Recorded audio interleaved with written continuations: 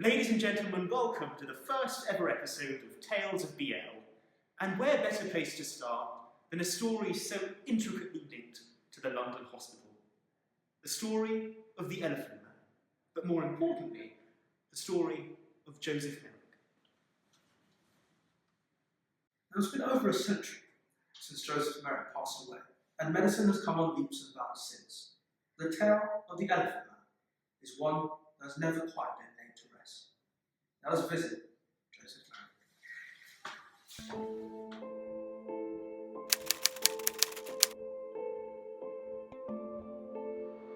Join us as we uncover 900 years of fascinating tales, rich history.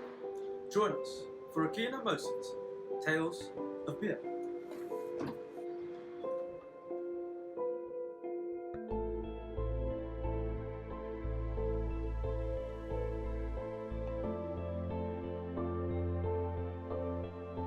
Now we find ourselves in a Doniac, and much like the glass windows which would overlook the old library, the spiral staircase up which I was climbing has long since been sealed off. However, what remains here are skeletons, specimens which excellently display conditions such as Paget's disease, and which were therefore used in the early and mid-20th century as integral parts of the medical curriculum to teach medical students about morbid anatomy. Indeed, the Doniac family is named after Professor Israel Doniac, the professor of morbid anatomy at the London Hospital, who retired in the 1970s. Now, one of the skeletons found here is Joseph Merrick, one of the most celebrated figures of Victorian society. Joseph Carey Merrick was born in 1862 in Leicester, apparently normal at birth by all accounts. But it was at the age of 5 that he developed what was described as thick, lumpy skin, like that of an elephant, and almost the same colour. It was this skin and these characteristics which would earn him his nickname, the Elephant, and which would make him a person of great scientific interest later in life. Now his family would describe and ascribe the condition to his mother, while pregnant, having been scared by an elephant at a fair. It was a common explanation for childhood illnesses at the time, and it was one that Joseph Merrick would believe for the rest of his life. Unfortunately, his mother would pass away while he was still young, and his family would be unable to support him. Eventually, Joseph would join the human novelty exhibitions of travelling shows of the day. Now these travelling shows, or freak shows, would seem barbaric to us today. However, at the time, they offered somebody like Joseph the only realistic means of employment. Indeed, Joseph tried once as a door-to-door salesman, only when his customers would see him approaching the door, they would be afraid, shocked, even repulsed, and they would barely choose to open the door, much less speak with him or buy anything. And for Joseph, the only place that he would eventually find his home would be with these travelling shows. It was through these shows that Joseph Merrick would eventually find himself here in London at a shop directly opposite the Royal London Hospital, right in the path of medical students and surgeons who would come and visit the exhibition with great scientific interest. That shop is now called UK Saris International.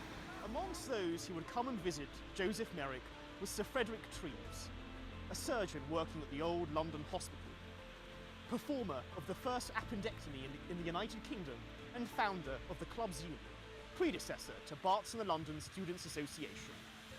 We now find ourselves at the back of UK Saris International, where Joseph Merrick would once have lived and slept. It was in 1884 when Sir Frederick Treves invited Joseph Merrick to the London Pathological Society's meeting, where he was exhibited and photographed.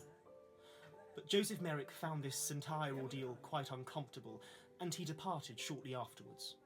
But he departed with Sir Frederick Treves's calling card, a card that he would find very useful in the future. Now, due to these exhibitions becoming outlawed in the United Kingdom, Joseph Merrick and his manager decided to depart for Belgium, but these exhibitions were found to be equally as unfashionable there too. And it was in Belgium where Joseph Merrick was robbed. Robbed of the savings that would have gone towards buying a house for himself. Robbed by his own manager. Now, Merrick eventually found himself back in the United Kingdom, at London Liverpool Street Station, where he was gawped at by several passers-by. Unable to speak for himself, he presented the business card of Sir Frederick Treves to a policeman who reunited him with Sir Frederick Treves, back at the London hospital, where he would spend the remainder of his life. Treves would learn lessons from his first encounter with Joseph Merrick, and the two would go on to become quite close friends. However, the relationship was difficult at times. Joseph Merrick was a sensitive man, used to abandon, and he would never fully confide all details of his personal life to Sir Frederick Treves. For his own part, in his own journals, Treves would quite curiously record the name of Joseph Merrick as John Merrick, perhaps indicative of the true status of their relationship. However, Treves did notice that Joseph, a sensitive man, had a yearning in him that's quite natural to all of us. The desire to be normal, the desire to have friends. Treves would arrange visitors for Joseph Merrick, including the first woman who would ever properly speak to him, the first woman who would ever smile at him. Treves would never forget those encounters, and indeed, for some time, he became a well-known figure in Victorian society. Alas, the tale of Joseph Merrick has a sad ending. One fateful morning, he was found dead. The cause recorded as asphyxia. It was an accidental death, but Treves knew that due to his condition, Joseph Merrick could not sleep with his head upright. And therefore Sir Frederick Treves concluded that Joseph Merrick died doing the one thing that he could not do, trying to be normal, buy a house having friends, and trying to sleep with his head laying down.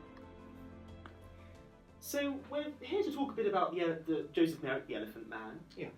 Now, I hear a lot of his items are contained in the museum of the old hospital. Yes, there is a display about him and Frederick Treves, and it does include some original artefacts that we're very lucky to have held on to.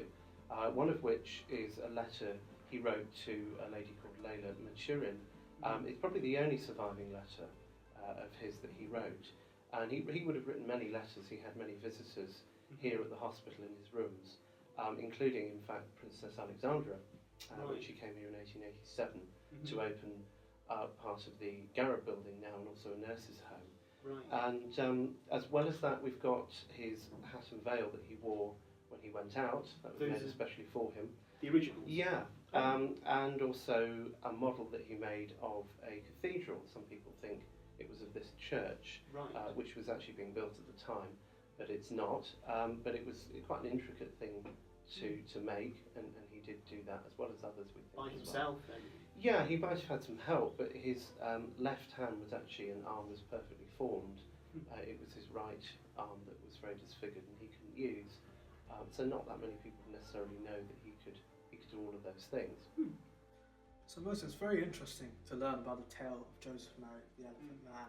But one thing that we're talking about nowadays is it really appropriate to be displaying his skeleton with modern sensitivities as they are, and morbid anatomy not being as central to the curriculum as it once was? I mean, it is worth noting that the university do speak with Joseph Merrick's living relatives to make sure that they are displaying his skeleton appropriately. Sure. Is there really much for medical students to learn from Joseph Merrick? Sure, I mean, the lessons are less scientific. As medical students, it's important that we don't just gawp at the deformities that Joseph Merrick had, but also consider the challenges that he faced. And it's these ethical and humanitarian considerations that I think is such an important part of the medical curriculum. 'Tis true, my form is something odd, but blaming me is blaming God. Could I create myself anew, I would not fail in pleasing you. If I could reach from pole to pole, or grasp the ocean with a span, I would be measured by the soul. The mind's the standard of the man. Join us next time for the tale of Whitechapel Library.